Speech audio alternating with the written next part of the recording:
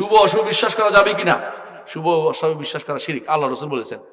কারণ ভালো মন্দ কার থেকে আসে? আল্লাহ থেকে। ঘর থেকে বের হয়ে দেখছেন যে একটা কানা বুড়ি আসছে, অথবা হ্যাঁ পা ভাঙ্গা লুলে একটা বেটা আসছে, বেটা এরকম সময় পাইলি না, ব্যাস শিরিক করছেন। শিরিক করছেন, দিনটা তার খারাপ যাবে মনে করে শিরিক করছেন। কারণ ভালো মন্দ মালিক কে? আল্লাহ। আপনি এই বেটার কাছে ভালো মন্দ চিন্তা করতেছেন, শিরক করছেন আপনি। রাসূলুল্লাহ সাল্লাল্লাহু আলাইহি ওয়াসাল্লাম বলছেন আত্মীয়রা তো শিরকুন, আত্মীয়রা তো শিরকুন, আত্মীয় তিনবার বলছেন। কুলক্ষণ নেয়া শিরিক, কুলক্ষণ নেয়া শিরিক, কুলক্ষণ নেয়া শিরিক। কুলক্ষণ নিতে পারবেন না, তবে শুভ লক্ষণ নেয়া সুন্নাত। শুভ লক্ষণ বুঝেন কিনা?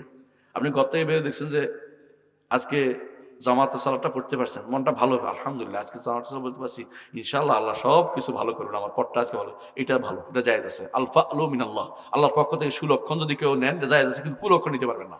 কুলক্ষণ নিলে শিরক হয়ে যাবে। কেন? আল্লাহ তাআলা আপনার জন্য ভালো কিছু দিচ্ছে, আপনি খুশি হবেন না? এটা খুশি, এটার জন্য বলতে পারবেন।